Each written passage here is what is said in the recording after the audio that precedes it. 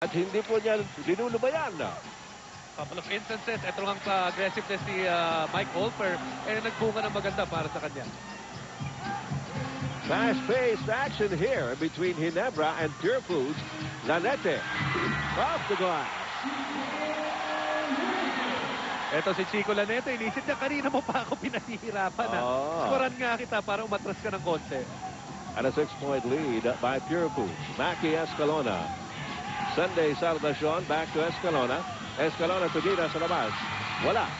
And the rebound by John Dan Salvador.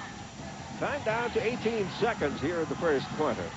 At gusto pong kunin ng last shot. Pure Foods Tender Juicy Giants have got a 6-point lead. They'd like to add on to that before they call it a quarter. Peter June Simon makes his way inside and is blocked by Gilbert Lau. And the buzzer shouts, and sizzling action in the first 12 minutes of regulation play in this game between Barangay Ginebra and the Pure Foods Tender Juicy Giants that has been marked by several breakaways by Pure Foods, as Peter June Simon has sizzled with 15 points coming off the bench in the last 7 minutes of the first quarter. At nakita po ninyo itong mga pinaggagawa ni Peter June Simon to lead his team to a 6. You can never tell as Mike Holper drills in the first basket here in the second quarter para ibaba kalamangan ng Pure Foods down to 4 at 25-21. Ito yung sinasabi ko kanina, Ed, the shooting of the Gin Kings, very important na kailangan mataas. They shot only 30%, even though they out-rebounded Pure Foods in that first quarter. Kulang pa rin yun dahil sabi nga natin, itong Pure Foods is an excellent team and they are a hot team right now. Pero ganong klaseng shooting, Jason, and you went down by only 6 points. Hindi na siguro masama rin yun, ano ha?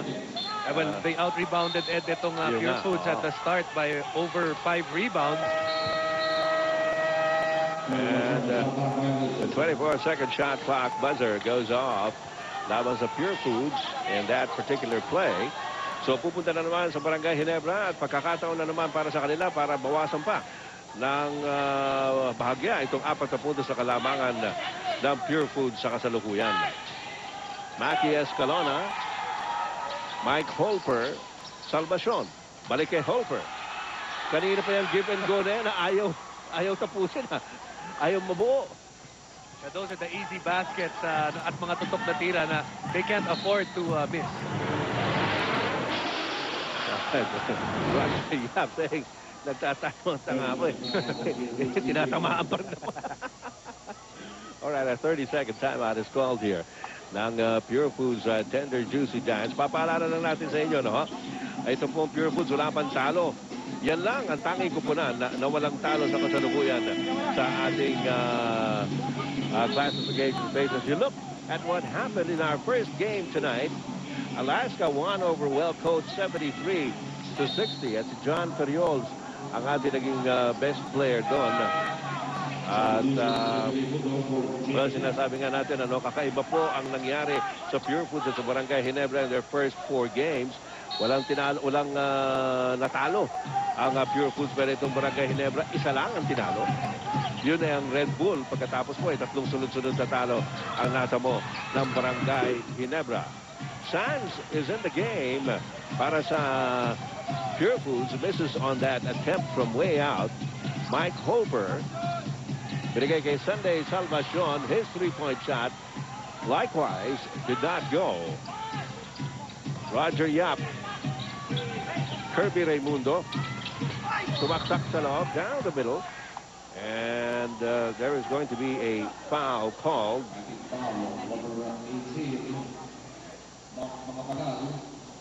Si Matt Macapagal ang tatawagan ng kanyang pangalawang personal foul as Kirby Raimundo seems to have gotten the wind knocked out of him.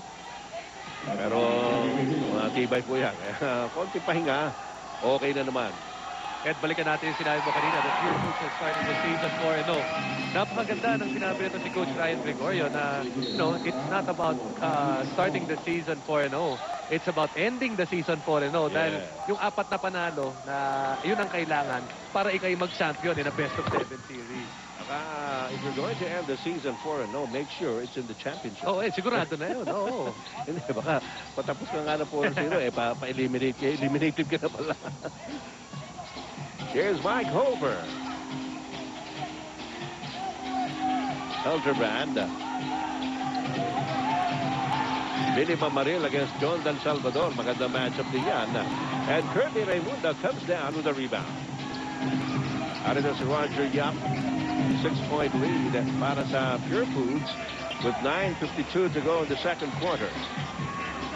Brandon Cablay's pass telegraphed and picked off by Mike Holper. J.J. Hildebrand. Balik-ulit kay Holper. Holper goes for the bucket. In and out.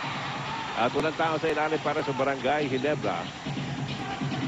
Balik na naman sa Pure Foods ang bola. Brandon Cablay. Kirby Raimundo. Roger Yap looking inside. Nobody there. Ayun, si Fingers dinabas kay Kirby. Sets up Brandon Cablay for the three-point shot. T.M. yan. Hatid sa inyo ni Brandon Cablay. Excellent ball movement on the part of Pure Foods. Beautiful basketball. Halos lahat ng player nakahawak, and it went from outside, inside, and back outside. And this is the biggest lead so far by the Tender Juicy Giants, a 9-pointer as Hildebrand is fouled by Kirby Raimundo. Unang foul yan para kay Kirby. At ang mga rumaragasang higante.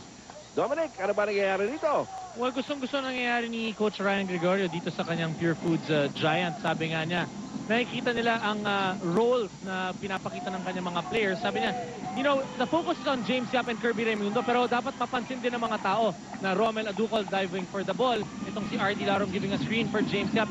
Kaya sabi niya, napakaganda ng chemistry ng team niya ngayon. Well, John Dan Salvador just came down with a big rebound. Brandon Cablay just delivered a three-point shot. And Roger Yap just missed. But they're still up by 9 at 30-21. 8.5 to go second quarter. It's been a slow quarter thus far. Only 5 points para sa Barangay Ginebra. 2 pa lang para sa, rather 5 para sa Pure Foods. 2 pa lang para sa Barangay Ginebra.